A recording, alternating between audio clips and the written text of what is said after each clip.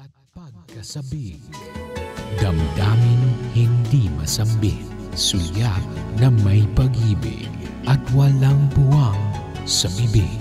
Iluluha na lang ba o sa liham ilalakip? Here we are, face to Lihim ng liham. 'cause there's nothing I can do to keep from loving you. Lihim ng liham.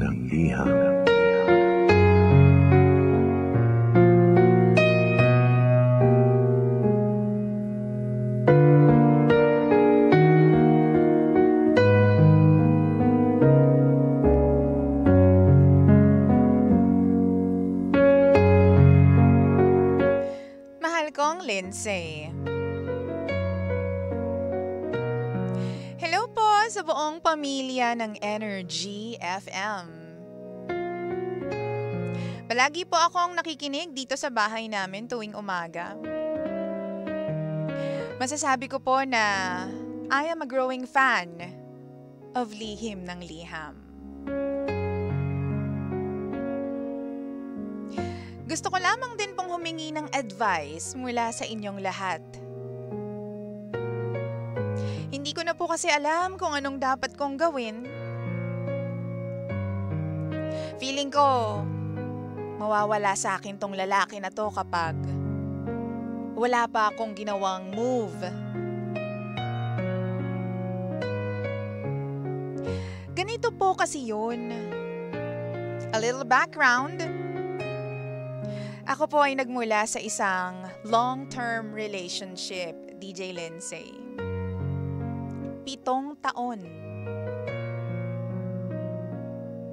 Okay naman yung naging breakup namin ng ex ko. Pero since nahihirapan ako na mag-commute kapag papasok ako on-site sa trabaho, nagsistay pa rin ako doon sa bahay ng ex ko. Hindi rin naman kami magkasing pareho ng schedule. Hindi po kami nagkakatagpo ng time. Okay naman din sa kanya yung ganong setup. Yun nga lang, hindi ko pa rin talaga maalis yung buong pagkatao ko doon sa ex ko. Sa Facebook nga eh.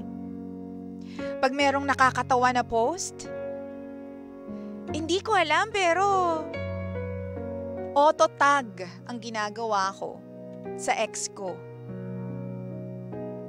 Siguro dahil nasanay na lang ako. 7 taon ba naman eh. So ito na nga po, DJ Lindsay. I am dating someone now. And I think I like him. As in, hindi lang like. I like him so much. Very vocal naman siya sa nararamdaman niya sa akin. At ang sabi niya, he likes me too. Very understanding din naman siya sa situation namin ng ex ko. Yun nga lang, alam mo, lately, pakiramdam ko, dumidistansya na siya sa akin. Dahil din siguro sa mga actions ko, tulad ng madalas naming pag-usapan yung ex ko, pati yung mga ginagawa namin noon. Yung pagtatag ko ng mga memes sa kanya. Alam mo yung nagmi-meet pa rin kasi kami ng ex ko hanggang ngayon. Kahit na wala na naman talaga kami. Please, wag niyo po akong i-bash ha. Super okay lang talaga kasi kami ng ex ko. As in super okay talaga. Kaya ganito kami ka-close. Para na siyang pamilya para sa akin. Ito na nga po yung tanong ko sa inyong lahat. Ano ba yung dapat kong gawin? Ano ba yung next move para itong lalaking nagugustuhan ko, hindi na siya dumistansya sa akin? Kasi sa totoo lang, I miss talking to him na. Sa ngayon, parang kailangan ko kasing mamili. Mamili kung one, paninindigan ko ba yung sa amin, ng lalaki na to? O baka naman, kailangan ko na siyang i-let go. Since dumidistansya naman talaga siya sa akin. Tapos, cold na rin naman siya. Tigil ko na lang ba? O habulin ko pa siya?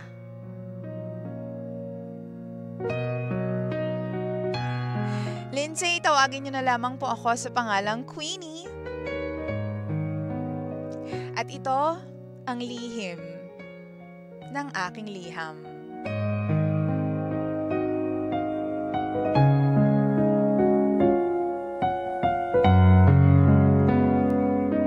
Lihim ng liham.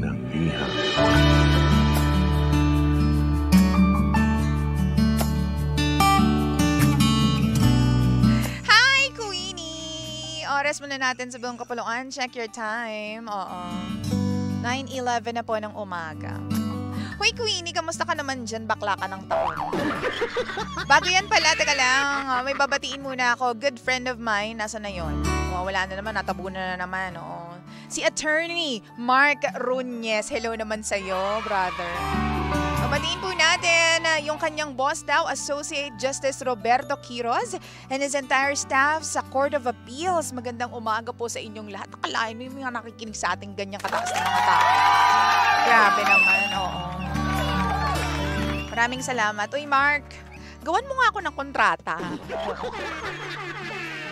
Ano ba may pwede kong pagawin ng kontrata dyan ng negosyo? Wala pa akong yung nagagawa. Oo. Sige nga, i-message kita mamaya. Oo nga pala, attorney ka nga pala. Nakalimutan ko. Makakaloka. Hello po sa lahat po ng mga nakikinig po sa atin dyan sa Court of Appeals. Magandang umaga po sa inyong lahat. Oo. Hoy, ito na nga, Queenie. Ano ka ba naman kasi? Bakit naman kasi ex na nga kayo tapos hindi mo pa pinuputol yung mga dapat putulin dyan? Oo. Ano ka ba? Saan ka nakakita ng mag-ex pero sa isang bahay pa rin umuuwi? Oo. Diba? Saan ka nakakita ng ex na nga pero tag pa rin ang tag? We do understand that you guys are okay. Pero siguro not to the extent na kailangan mo pa siyang ikwento doon sa tao o doon sa lalaki na pinagkikwentuhan mo, diba? Nakakaloka ka, bakla. Oo. Hindi dapat ganun. Diba? Well, in the first place, no? Kapag ex na yan, dapat nga, di ba, mag-move on ka na mula sa kanya eh. Nagigets naman natin yun. Nagigets natin yung part na super okay kami. Sinasabi pa, super okay kami, DJ Lindsay. Super okay kami. Gets na nga namin okay kayo eh. Pero talaga ba, na kailangan ba, hindi mo ba kayang ihiwalay yung pagkatao mo o yung mga ginagawa mo doon sa ex mo? Bakit nag-break pa kayo? Di ba? Friends na lang kayo, we get that. Pero baka naman gusto mo rin dumistansya dun sa ex mo kahit papaano, di ba? Naging komportable ka kasi at attached dun sa ex mo kaya hindi mo magawa na itigil lahat ng mga ginagawa nyo noon. So paano naman yung ngayon? Sa tingin mo ba sa mga ginagawa mo, Queenie, meron talagang lalaki na maglalakas ang loob na panindigan ka o di kaya naman maging matapang na, alam mo yun, magstay by your side kung nandyan pa rin yung, di ba, kaluluwa ng ex mo. Huy, hindi siya namatay. Di ba? Wala. Kasi tingnan mo ha, meron kumbaga sa sasakyan, sinabi to ni Steve Harvey before, ito yung kinuwento ni Steve Harvey na as long as, bibili kasi siya ng bagong sasakyan, kwento ko na rin. Tapos, lagi niyang sinasabi doon sa nanay niya na, Mami, si Steve Harvey nagtatagalog po siya ha. Charing. Nagtatagalogin ko na. Oo, para sa lahat. Sabi niya, Mom, one day bibili ako ng sasakyan. Gagawin ko talaga yan. Promise ko sa yan. Talagang excited ako, Ma. Oo, gagawin ko talaga yan. Tapos sabi ng nanay niya, Yes, son. Yes, son. Parang hindi siya convinced. Ganyan. Tapos, parang lagi-lagi ginagawa ni Steve Harvey yon. Tapos parang ang dating sa kanya, hindi na-excite yung nanay niya para sa kanya. Tapos, nung sinabi niya ulit dun sa nanay niya na, Ma, bibili na nga ako ng sasakyan. Ba't parang hindi ka na-excite? Ganyan-ganyan. Tapos sabi ng nanay niya, kasi alam mo kung bakit, anak? Kasi may nakatambak pa na lumang sasakyan doon sa garahe mo. Diba? Nandun pa yung lumang sasakyan mo eh. So, paano mo ipaparada yung bago mong sasakyan na sinasabi mong bibilhin mo kung nandyan pa yung lumang sasakyan mo na nakatambak pa rin? Wow! Alam mo, as in super kinakabukasan. Tinanggal niya, nilinis niya. Oo, yung garahe. Tapos tinanggal niya yung lumang sasakyan, yung mga lumang gamit doon. As in talagang sparkling clean. Then, biglang naniwala yung nanay niya na, oo nga. Now I believe you na talagang bibili ka na nga ng bagong sasakyan kasi you got rid na of the old one. Oh, tapos nilinis mo na yung garahe mo. Now I believe you. Diba? So, ganun din sa life. Hindi natin mapapaniwala yung mga tao sa paligid natin na ready tayo sa isang bagay kung meron pa ring remnants. Huy, remnants! Meron pa ring mga natitira na mga bagay-bagay at hindi mo pa siya totally tinatanggal sa sistema mo. 'Di ba? Paano mo mapapapasok yung tamang tao o yung bagong tao sa buhay mo? 'Di ba? Kung nandyan pa rin, naka-block pa din sa way niya, itong ex mo. 'Di ba? Siya yung dahilan kung bakit hindi ka makapag-entertain. Tingnan mo, may option ka na ngayon. Ano ba? Habulin ko pa ba siya o hindi na? Ano ba? Talaga bang i-trash ko na lang talaga? Talagang pabayaan ko na hindi niya ako mini-message kasi distant na rin naman siya. Ganyan, oh. Ganun siya sigurong habulin, no? Why ganyan? Kasi, alam mo na anytime you can feel good about yourself kasi nandyan yung ex mo. Kasi hindi ka mawawala. Kumbaga, hindi ka magkakaroon ng feeling na nawalan ako kasi nandyan yung ex mo. 'Di ba? So, paano ka nalang gagawa ng bagong memories with somebody else, 'di ba? So, paano ka magbibigay ng chance para sa ibang tao kung nandyan pa rin yun nga, espiritu ng ex mo. Kung doon ka pa rin umuuwi sa same bahay as your ex. And I'm sure, hello, kahit pasabihin mo na hindi naman po kami nagkikita. Asus! Wala po, hindi po kami nagkikita, DJ Lenz. Magkahiwalay po yung schedule namin. Naku, tigilan mo ako. Naglalato-lato kayo pag may time kayo. Nagtitiktok kayo kapag wala kayong ginagawa. Nagsischedule kayo, ganyan.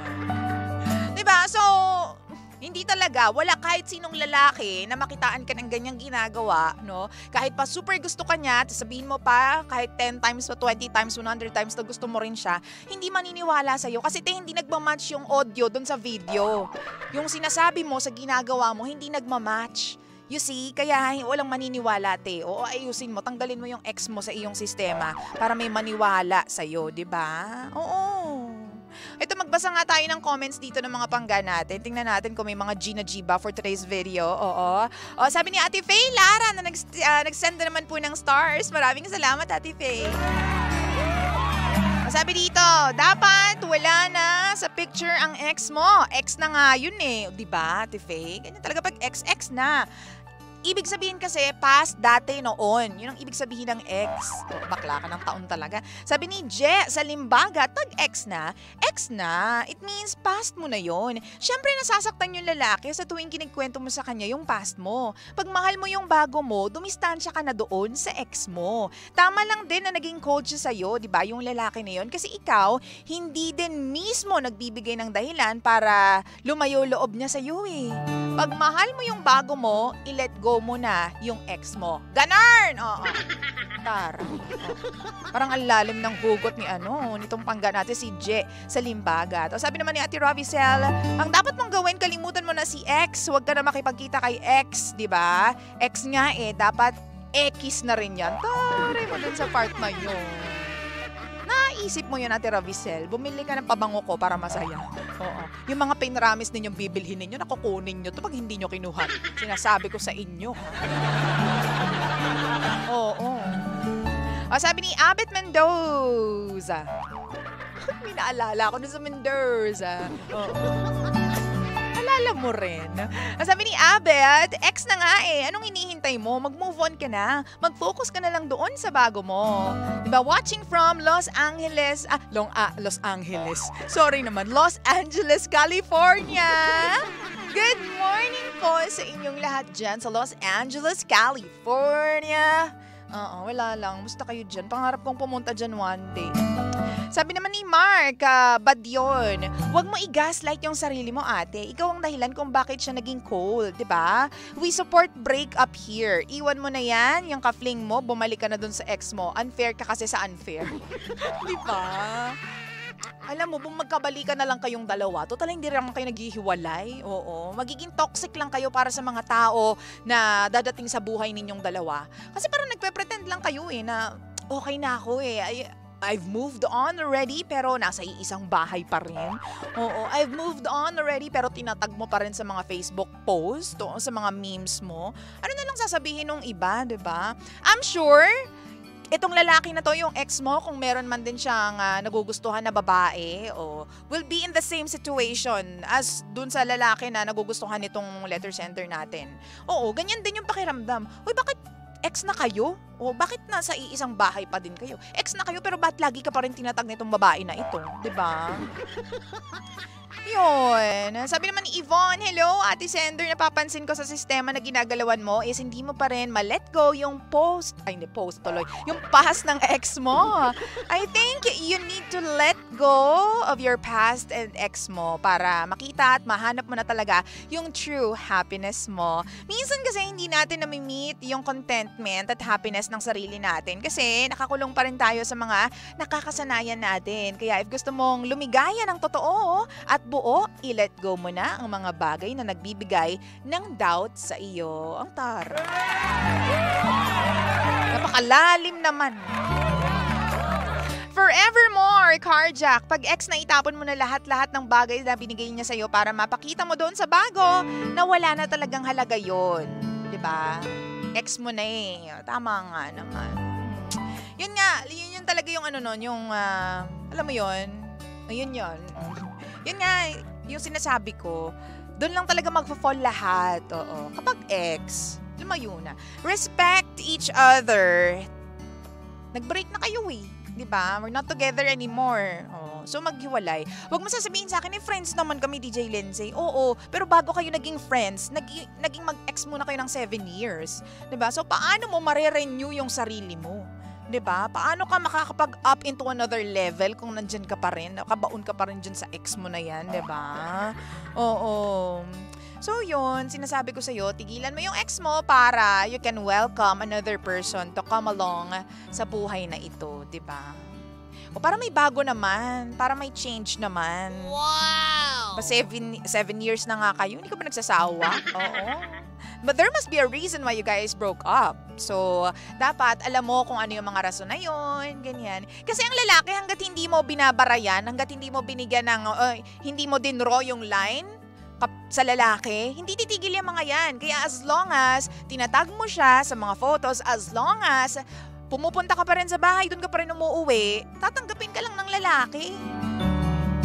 Unless meron na siyang ibang jowa. Oo, saka, titigil. Saka ka parang mafa-flush out. Flush out, gusto mo yun? Saka ka ma-e-eject dyan sa bahay na yun kapag may bago na siyang jowa. Saka ka mabablock sa Facebook niya kapag may bago na siyang jowa. So, wag mo nang hintayin yon. Ikaw na mismo yung magtanggal ng sarili mo sa sistema na yan. Ay, nako. Ayun na nga. So, 9:23 na po ng nagmamagandang morning. Queenie, we wish you well. Wow! Sa proseso na ito. Again, walang ibang sagot kundi ihiwalay mo na ang sarili mo dyan sa ex mo. At if you really are feeling something for this guy that you really, really like, sabi mo, edi i-pursue mo. Pero kung sa tingin mo hindi pa niya nami-meet yung standards mo, siguro may iba ka pang hinahanap, kaya parang ayaw mo siyang i-pursue, then go, wag muna. Kung 7 years yan, ang masasabi ko, magpahinga ka muna, no? Give yourself some time to breathe, kasi hindi mahirap na i-detach yung sarili mo doon sa practices ng 7 years, diba? Like sa actions ng 7 years. Masyadong matagal yon. So, yun, pahinga ka muna, meet some friends, meet some new ones, ganyan. Oo, paligayahin ng sarili, oo. Tapos ano ba, parang rediscover ulit yourself, 'di ba? Rediscover yourself para masaya. Yun lang yun, Queenie, ha? Hello naman kay Angelou. Oo. Nalagon, kay Aina Adan, kay Ate Rosie Lopez, tsaka kay Kathleen Domingo. Magandang umaga po sa inyo dyan. Forevermore Jack pala yun, hindi carjack, sorry na. Forevermore Jack pala. 9:25, mahal ko pangga ako, baby ko. Siyempre naman, ako pa rin po nag-iisang girlfriend mo sa radio. My name is Lindsay. Lindsay. At tayo pa rin po ang number 1, 06.7 Energy FM. Bangga, huwag mo sabihin radyo. Sabihin mo, Energy! Pag naglalakad tayo, di mo